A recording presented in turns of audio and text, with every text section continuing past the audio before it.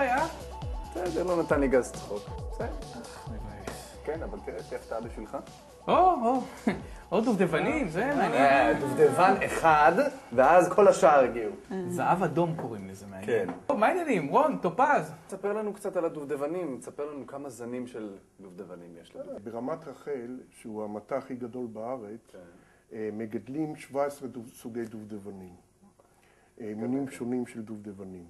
זה למשל הדובדבן שהוא דובדבן אורגני, שימו לב לגודל שלו, הוא דובדבן אורגני, גדול, קשה, אתה רוצה לטעום אולי? אני אשמח. כן, בטח. אני פה בשביל זה, אתה לא הבנת את זה. בוודאי, מה זה? הוא בא לעשות תוכנית, אני התלוויתי. בטח, וזה הפנינה שבכתר. כולם חושבים שהדובדבן האדום הוא הדובדבן הכי טוב, אבל לא, זו טעות ויזואלית. הדובדבן הזה הוא בעצם הדובדבן הטעים ביותר, הטוב ביותר, כאשר קוטפים אותו בזמן הנכון. הוא גם הבריא ביותר? בשביל זה יש טופז. בשביל זה יש טופז. גם יותר בריא או גם רק טעים? אני מניחה שהסוגים של הטעם נובע מסוג הגידול. מבחינת הערכים התזונתיים, אנחנו יודעים שיש פחות או יותר אותם ערכים תזונתיים בסוגים השונים של הדובדבנים, אם מבחינת קלוריות, אם מבחינת סוגי פחמימות. מה עושה אותו בריא? היתרון הגדול שלהם זה שיש להם תפלבנואידים שהם האנטי-אוקסידנטים, נוגדי חמצון, הם מונעים מחלות כמו סרטן, הם עוזרים לגמישות של כלי הדם, הם מונעים מחלות לב. יש גם הרבה מאוד מחקרים שמראים שהם מונעים כאבים וכל מיני מחלות ראומטיות. כן. זה לפני הרופא שיניים, פעם... במקום גז צחוק. אולי גם וגם עדיף. כמה מסובך לגדל?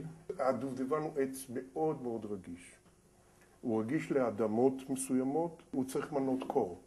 כלומר, דובדבן יכול להיות אך ורק במקום שהוא קר.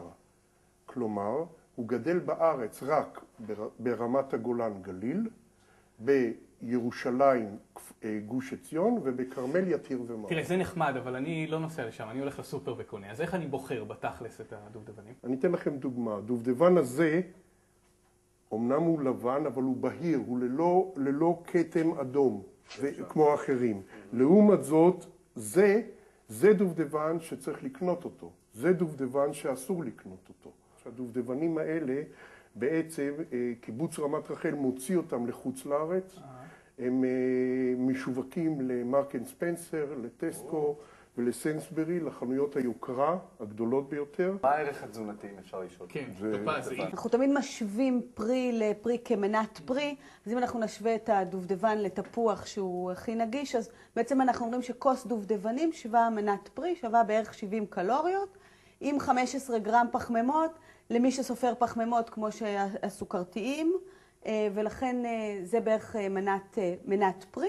אם אני רוצה להשיג דובדבן בלי, איך קראנו לזה? גלעין? האם זה אפשרי? לא. לכל דובדבן יש גלעין בפנים, והוא מקבוצת הגלעיניים. ואין אפשרות להשיג דובדבן בלי גלעין, אלא אם כן אתה מושיב את המשפחה, מוצאים את הגלעין, ואז יש לך גלעין בלי גלעין. בוא נעשה את זה. פשוט מאוד. יש לנו סטארט-אפ. יש לנו כבר את המכשיר. כן, הנה. הנה, בבקשה. נכון. רון, טופז, כרגיל, תודה. בבקשה. תודה רבה לכם. להתראות. כלומר, אין ברירה אלא לאכול את זה ולראות את הגלינים. יש את הגלינים. אני משאיר לכם את זה שתוכלו לאכול, ליהנות. תמיד תזכרו, תמיד, שהחקלאות בסופו של דבר תנצח. איי, אני איתך. איפה תודה הטובים? לך. אני איתך. חקלאות של כל דבר. לא רק דובדבנים.